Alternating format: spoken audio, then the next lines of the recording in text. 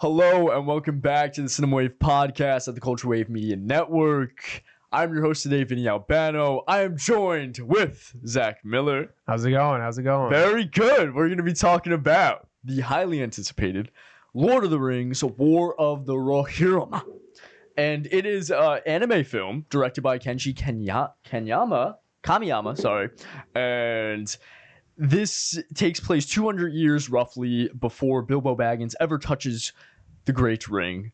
And it just tells this little side story within Rohan in the world of Middle-earth. And it's a very interesting film. You know, this is done by a Japanese studio. It's entirely an anime through and throughout. And I have a lot of thoughts here, but I want to hear your brief thoughts. First impressions, Zach, of what you thought. I'm ready to talk about this movie, man. The hammer. I'm ready to talk, man. I'm ready to talk about some serious This culture. thing is huge. I know. This is the popcorn bucket, by the way. I had to get it. All right. So let me give you a little story here. I'm a Middle-earth, diehard fan. I've been watching Lord of the Rings. That was one of the first franchises that got me into making films, watching the BTS of how they did all that stuff. Long story short, that's a whole nother podcast episode. But basically, I have been very excited to see anything else Lord of the Rings after that franchise. I mean, Rings of Power is its own show that we will probably talk about again in the future if another season comes out. This was another interesting movie that I was excited for because Peter Jackson's back and attached as producer. It's animated, so it's a format we haven't really seen except for the very old versions of The Hobbit and Lord of the Rings. And it's a medium that I am excited that they're tapping into with this world, because there are even elements I feel like Lord of the Rings will succeed with in an animated format. There's some things that work really well for animated stuff. Even for superhero movies, there's a lot of great animated TV shows that expand on the abilities of characters just better in an animated format. So I love all the original work and stuff like this. This was a good way at making a side plot for one part of Middle-earth. I was excited going into it, and I enjoyed the movie. And actually, I think I enjoyed the movie more than you from what you're telling me too, which I'm excited to talk about. I thought the animation style was really cool. It seems like animation will always continue to amaze me. Just when you think that 2D animation has gone the furthest it can, it always comes out with something that surpasses it. And this blends 2D and 3D animation, which I thought was really cool. So give me your first thoughts. Give me your first impressions on the movie as well too. So I feel very different than you. I don't think this is a bad movie, but I don't think it's a great movie. I think it's just very okay. And I'm here at Cinema Wave. We're always doing animation talk. Animation is huge in my life. I mean, I was just watching anime right before I came here.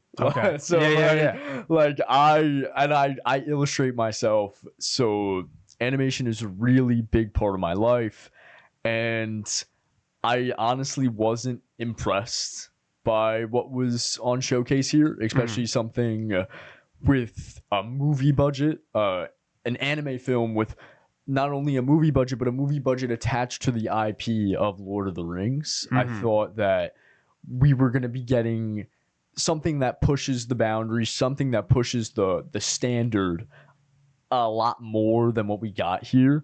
And when it came to the film itself, the story, the characters, I think it is primarily very by the books, very archetype, very, every character kind of fits its archetype, and the plot is very, for lack of a better term, formulaic. However, I do think that there are uplifting moments. There are really great character moments. There are cool sequences. It's far from a bad movie. There are some really cool sequences. I love when Hera gets on the horse now with the dress, and she just goes into battle, and oh, when Helm is in the blizzard just smacking the shit out of those guys. That was crazy. Yeah, that was crazy. Like yeah. great sequences. However, as a whole, I was expecting more. Yeah. I was expecting more. Okay. Do you think it was like the fact that, do you think it was redundant with what we've seen in the original movies? Because there was some parts with Rohan specifically, even the siege on Helm's Deep, which was at that point the Hornburg, and I think that there were moments where, you know, you see the troops come down the hill, or you see a similar setup of them outside the walls. There was parts of the choreography that I felt was directly ripped from the originals, which I was hoping for some new tactic and that kind of thing. There was the fresh stuff of what happened to you know, what is happening in Rohan. Erebor is getting attacked. There's a lot of like new tactics with the Wildmen coming in, but there was like some that I felt was a little too straight derivative from the movies. So that, I think, was like my biggest gripe with the film. I didn't feel like it accomplished something totally unique. I think what did it for me was the animation style and Brian Cox's Helm Hammerhand. And that, he's dope. He's probably my favorite part of the movie. He gives, like, for an animation too, I was shocked at how good he was as a character and just how domineering his character was, especially as a king, because immediately in the beginning he's giving this like very cold impression. He literally leads with an iron fist. This man thunderclapped a wild man in one blow and killed him, and he was like, go pick him up, and he's gone, he's down for the count. He starts a war because he absolutely eviscerated another man with his fist, and I'm like, I have not seen that in animation before. And then you have the sequences with the blizzard where he will not go down. He is single-handedly defending his keep. He the whole sequence with him as the ghost, and he is in the blizzard, and the wild men are, I was dying at this. I'm like, the wild men were freaking out that there was a ghost, a wraith trying to eat their corpses and shit. Like, they were like, oh my God, this guy is back and he's coming to eat our corpses. We got to get the hell out of here. That was crazy. And I was like pleasantly surprised by that level of it. So I guess, what were like more of your cons with certain aspects of the story? Like narratively, is that where you feel like it struggled?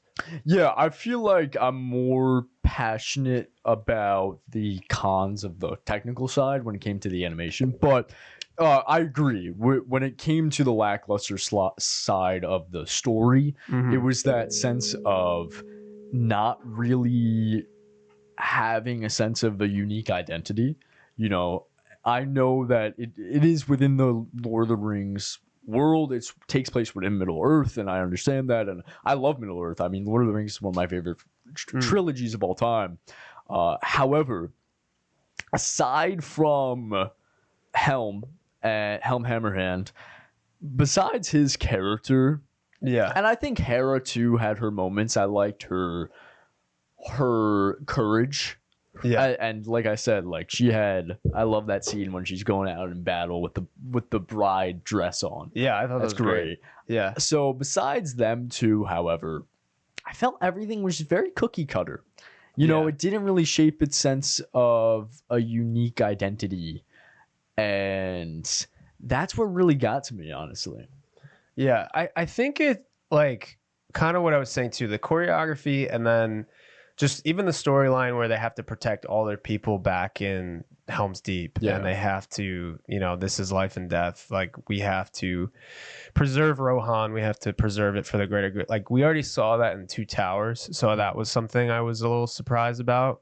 But I feel like the strongest parts were the characters, and Hera was a great character as well. I thought she was very independent. I feel like there's literally only a handful of women in Lord of the Rings, like Arwen and Eowyn, that have their own voice, and Hera has more of her own voice in this movie. So I thought that was very cool.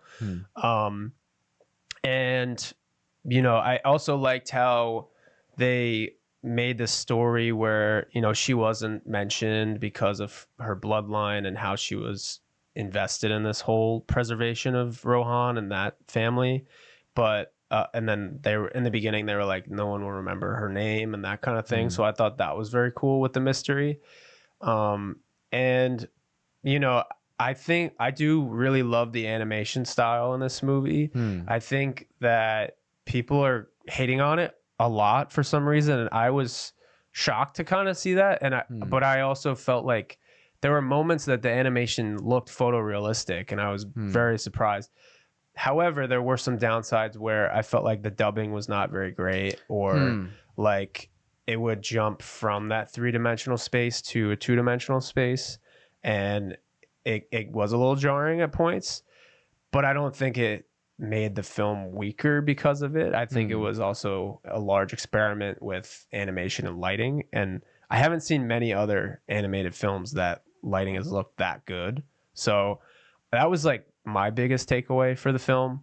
And then I also wanted to mention, I thought it was cool that they brought back Miranda Otto as Eowyn, and then they also had little cameo parts for Billy Boyd and Dominic Monaghan as two of the orcs in that one scene where they're collecting rings for Mordor. I thought that was very cool.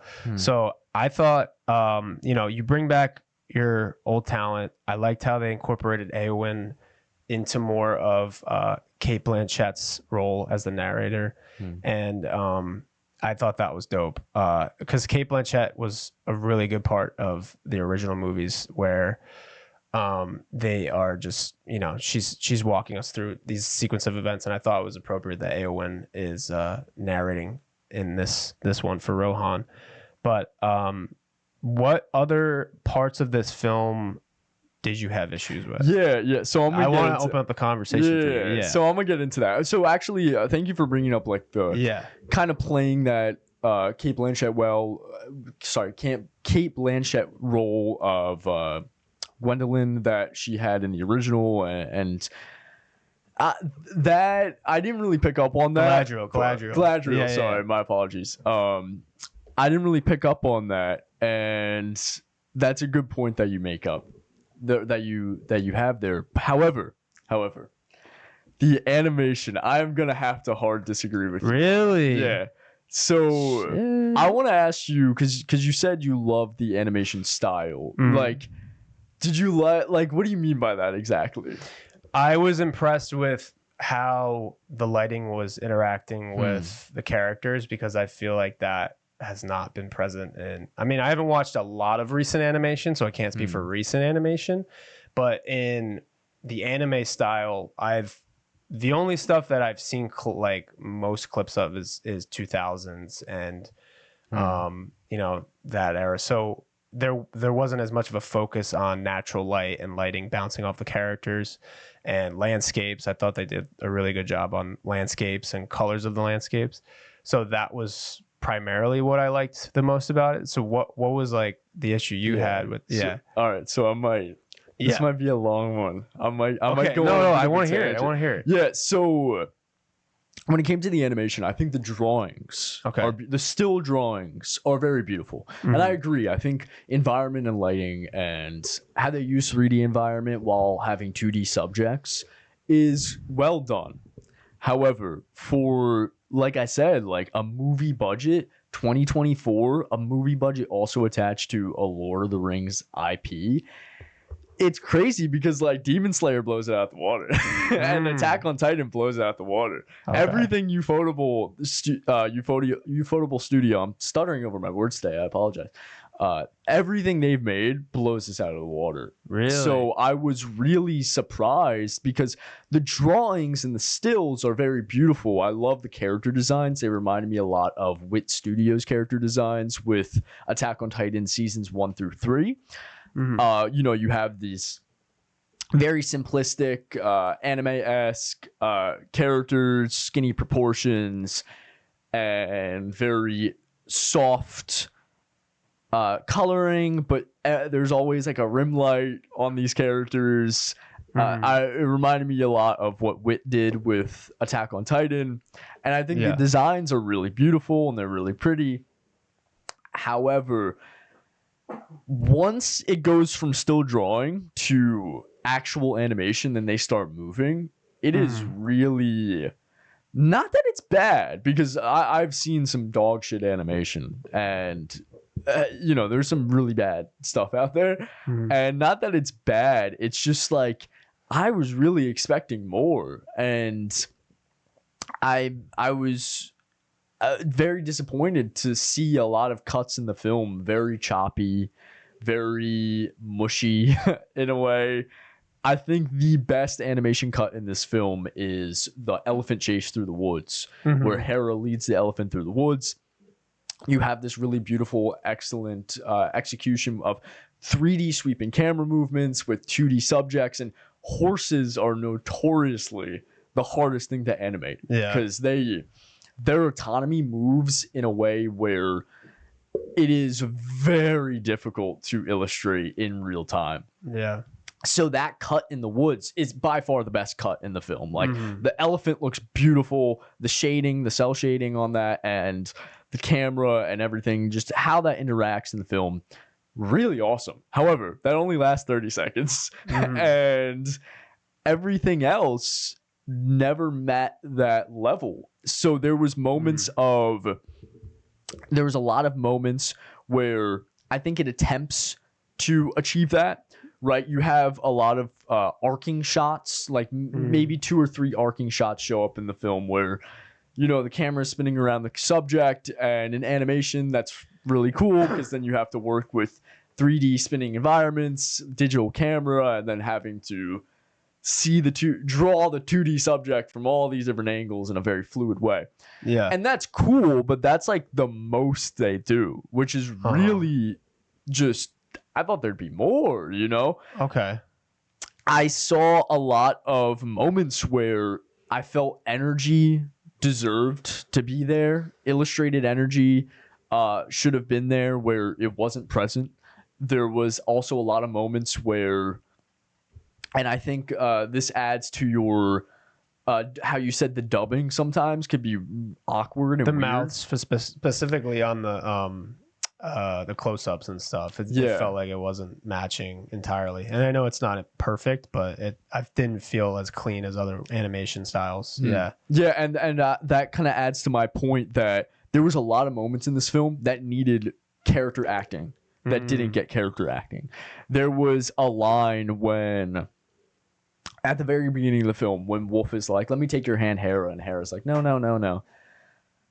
There is a moment where it is just sticking in this wide, and it's like, and in the back of my head, I'm just wondering, why didn't they animate her face? Like, why didn't they cut to a close-up and animate her face in this? Or why? There was a lot of moments where character acting needed to be.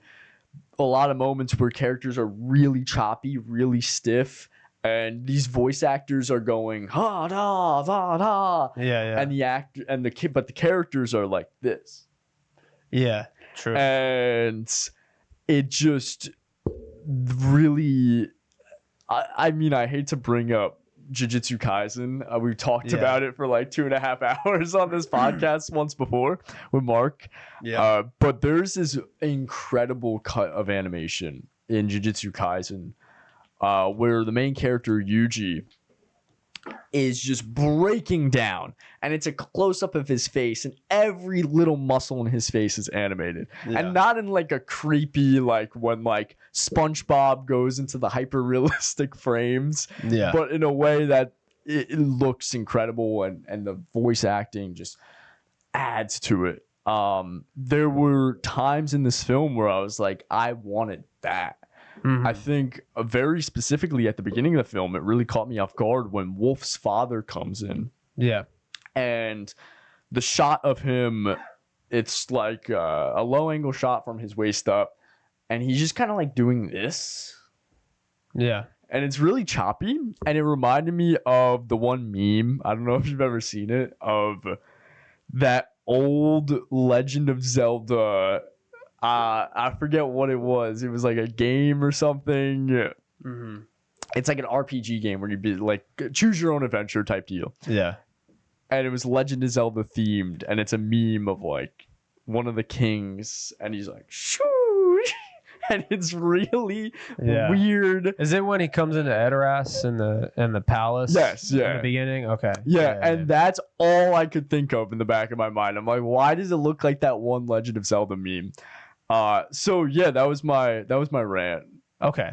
Yeah. And I think that's all very fair. I think as somebody who doesn't watch anime pretty consistently, I'm not thinking of it from that angle. I think what I'm thinking of it as is from a Lord of the Rings angle. And I was trying to, while you're talking about that, I'm thinking about the art styles with those shows and the clips that I've seen.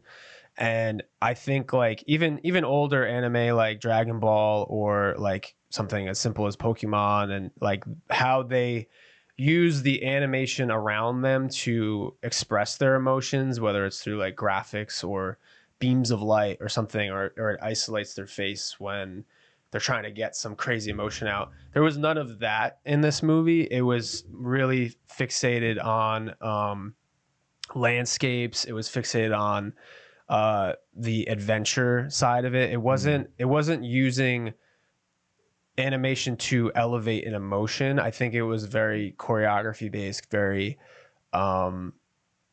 adventure based. Like it didn't feel like your traditional anime. So I wonder too if they were trying to find a tightrope balance of blending Lord of the Rings style with anime without going too far over the edge. And I think they ended up going more towards how Lord of the Rings was, even to the point where you have the hilltop of Edoras looks exactly like Peter Jackson's.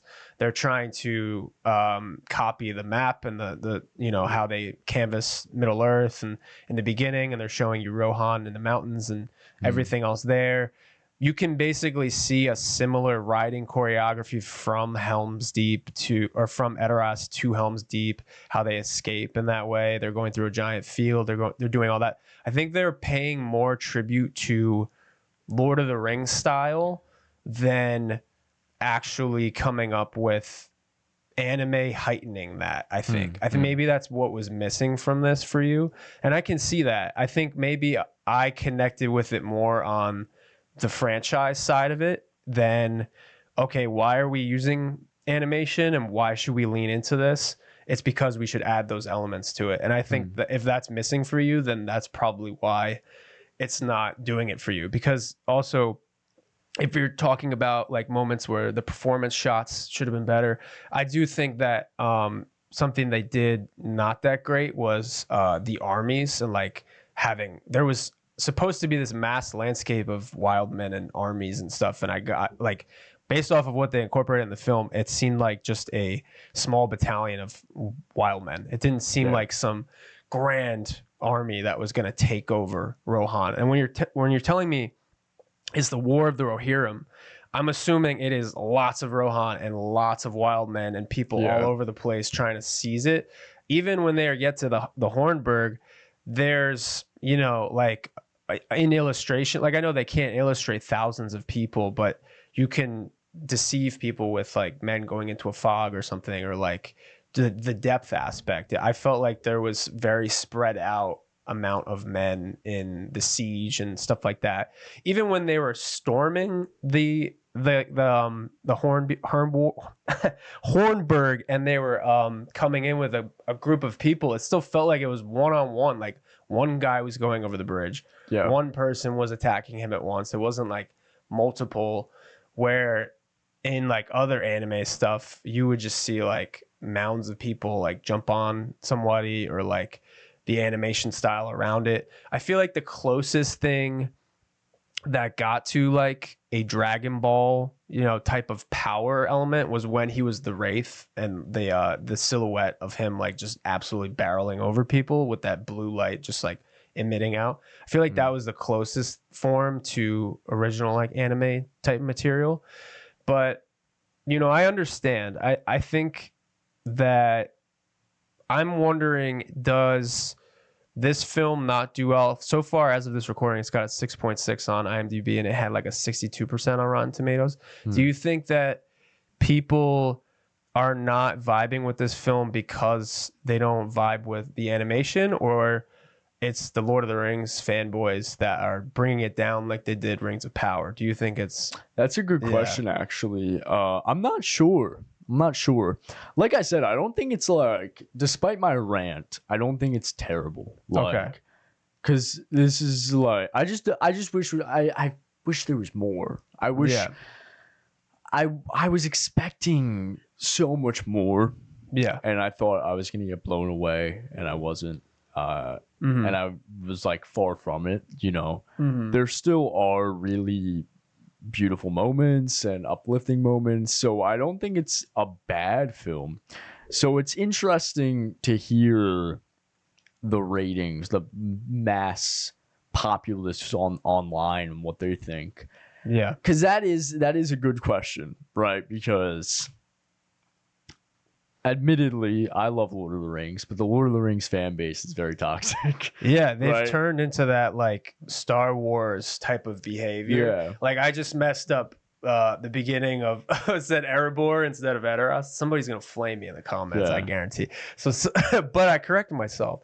And I think that you have Star Wars, who people are so attached to that source material and that feeling of the original movies when they came out of that. That's kind of the same way with the original 3 that Peter Jackson did. Rings of Power has many, many issues, but you can't even get people to like that show, even if you paid them to do it, because I think they've already made their opinion on something. And now you have Peter Jackson even coming back as a producer on this. You have Brian Cox in a lead, who I think is really good in the role. And it's an animated format, so of course it's not going to be the same type of movie as the first 3, that's an epic story over 3 movies. This is one story in a page of Middle-earth. We know what happens before and after this. The stakes are pretty low, honestly, when you think about it through and through. You know who might become king later on, the generations. But I'm curious if it is really just Lord of the Rings fans. Like, I didn't vibe with it. However, the Rotten Tomatoes critic score is quite low. So let me check again. Even I'm curious, once you bring that up, the difference between the audience score and the critic score. Because even the critics, if they're not vibing with it, then I do think it is due to the lack of extraordinary, going into something with the name Lord of the Rings. I feel like people expect that same extraordinary boundary pushing type of not only storytelling but technical prowess that was shown in the first 3. Even if this is a different medium and it's not it's film, but it's not film, it's animation. So I have in front of me as of this recording a 48% tomato meter, 84% popcorn meter. So people actually do fuck with this movie. But I think that it is really up to the audience, because there's some critics in here that you read reviews and they're like, I've been a diehard for this since day one. And they just don't vibe with it. So I was curious to see how this would be received from the beginning when I heard that they were going to make it, because it's not a story that we needed, but it's something that's additional bonus material. And I think that's kind of cool. I like to see origin stories. I thought it was cool to see why it's called Helm's Deep, like why Rohan went through all this struggle. They're still at odds with Gondor. There's Sauron's floating around. Saruman was just handed the keys to Isengard. In this movie, Gandalf is floating around. So it's like I like seeing those layered stories into what is happening in Middle Earth at different points. I'm always going to show up for something like that. But then it also makes me wonder about Peter Jackson's supposed next movie, which is The Hunt for Gollum. And they're talking about Ian McKellen coming back as Gandalf. They're potentially talking about Vigo coming back as Aragorn, which also perplexes me. So, you know, there's a point where it's like, I'm going to ask a broad question too. Do we leave Lord of the Rings untouched for a little bit and admire its greatness for what it was and either wait for a director to come along, or do we use Peter Jackson to make animated stuff, to make live action stuff, to deepen Tolkien's work? Yeah, it's a good question because I do like seeing more side stories, different elements of the world. However, in my opinion, I feel like it didn't really need to be touched. Yeah. Like the first Fellowship, Two Towers, Return of the King is such a perfect trilogy. It didn't need to be touched. And also the source material. You know, I know Tolkien wrote a lot within the world. He has a bunch of short stories that he wrote that is not directly connected to the continuity of, the main following Frodo, but like takes place in the world and whatnot. He has little short stories, but yeah, are those short stories deserving of a whole movie or a whole TV show? You get what I mean? I know The War of the Rohirrim was only based off a couple pages worth of content in the appendix of the Lord of the Rings book. Yeah. So it's very interesting. I think that as modern creatives, as modern filmmakers, it is really cool to see that they can take something so little, like a short story or a little piece of lore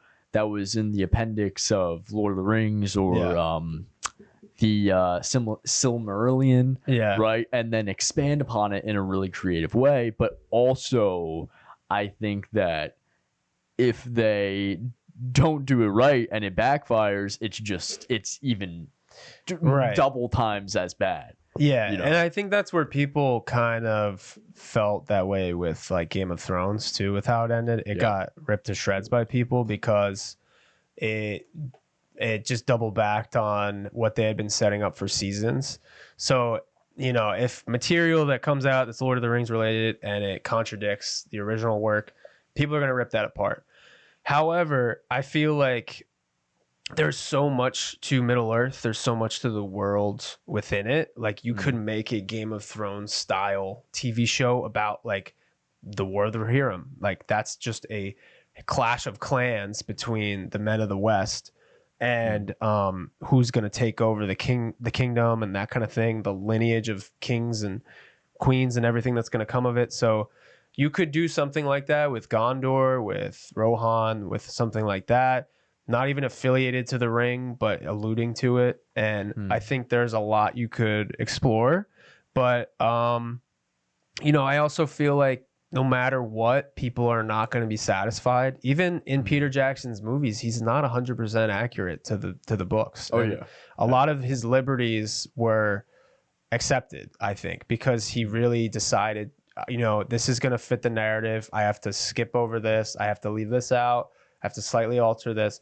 There was less adjustments in Lord of the Rings than The Hobbit. The Hobbit, he added a lot. And so I think that's another reason it got a lot of pushback. But, you know, I do feel like no matter what, you're going to get pushback from people. So if you're going to explore Middle Earth in that kind of way, just do it with the respect that it abides by the text, but you can expand on it and it's not going out of line with something.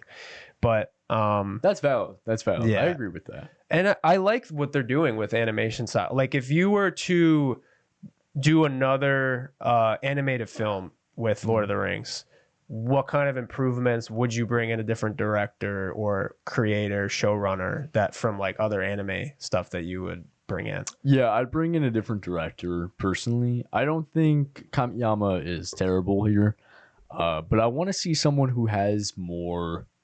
This is going to be crazy to say because Kamiyama has veteran status. I mean, he has credits all the way back till Akira. Mm-hmm. But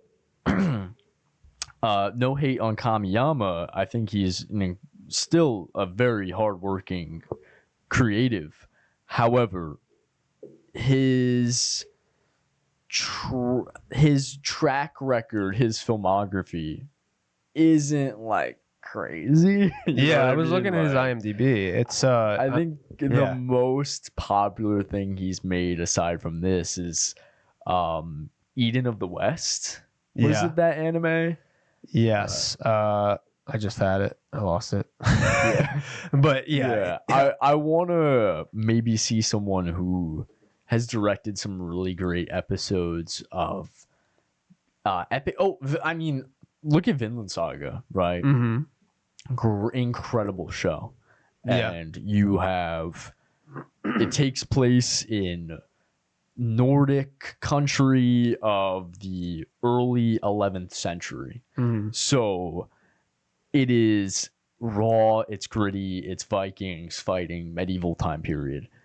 Yeah. Having directors that worked on that, there, which I apologize, I forget some of the standout names, but take some people from there because Vinland Saga did it incredible. There's a all-out war on Keitel's Island at the end of Vinland Saga season 2, and it is honestly, in my opinion, I think it blows this, like the whole animated final climax of this out of the water. Like how you were saying how it felt like there was just kind of like small battalions of soldiers. Like I feel like in Vinland Saga, you really get like the scale of like the slaughter and bodies piling up. And I think if we're going to do another Lord of the Rings, that would be a perfect go-to. Getting animators and creatives that worked on a show like that. Or even, you know, bringing in some people from Attack on Titan. There's been incredible directors that worked on Attack on Titan and have just elevated the source material of the manga into a format that is mind-blowing. Yeah. So, yeah, I would like to see more animated stuff. I'm always down for more animated stuff. Yeah. I just change it up, switch it up, you know? Yeah. I think that's fair. I think, honestly, like, that is probably the best route that they could go with this is, okay, maybe a director didn't fit as well as we hoped, but we're willing to take another jab at it because I know the fan base is so big that people will show up for it. I think it just needs the right director with the right story. Maybe this story also wasn't the strongest that it could have been too. So there's a lot of factors as to why it's not performing well. Honestly, I haven't really heard a ton of chatter amongst the fan base yet of like official opinions on how they feel about it. I've just seen generally it hasn't been reviewed well. The fan base itself, I still have to let it see and simmer how they respond to it. I liked it a lot personally. That being said, do you want to go into final scores? Yeah, let's do it. All right, so I'll give my score first. All right. I'm going to give War of the Rohirrim a 6 out of 10. Damn. It's okay. It's not bad. It's not a bad film. Not a bad film. Good. But it's good. Yeah. Vinny has good taste in animation, so I trust your opinion. I value your opinion. I appreciate that. I am going to go with a little bias, but I feel like I had a 9 out of 10 reaction to this movie because of Helm and Brian Cox, the tenaciousness that he brought to an anime character. I liked Hera a lot. I liked the adventure a lot. I liked seeing Edoras back in its form and even 200 years before its form. I like being back in Middle Earth. I think that's what it was for me, that I was like, damn, like they had the music going, they had everything, call back to it. My point off would be At some points, the animation was not good for me, and then it felt a little redundant at points. But characters were singularly what carried the film. So Yeah. I think that's my final take on it. All right, cool. All right, so that was our review of Lord of the Rings: War of the Rohirrim. If you enjoy our content here at the Culture Wave Media Network, check out some of our other stuff. We have Instagram. We have so many other podcast episodes on the YouTube channel. Please check them out. We have literally content for everyone if you're interested in media. Subscribe to the YouTube channel and check out all the social medias. It's all down below. That has been Vinny Albano. That was me, Zach Miller. I'm going to kill Vinny with this now, off camera. Yeah. Hold on. All right. Well, now I'm a little scared. I'm a little shaken. I got the... You should be scared. Yeah, I'm shivering my timbers here. But yeah, that has been all. And so long. This is The Culture.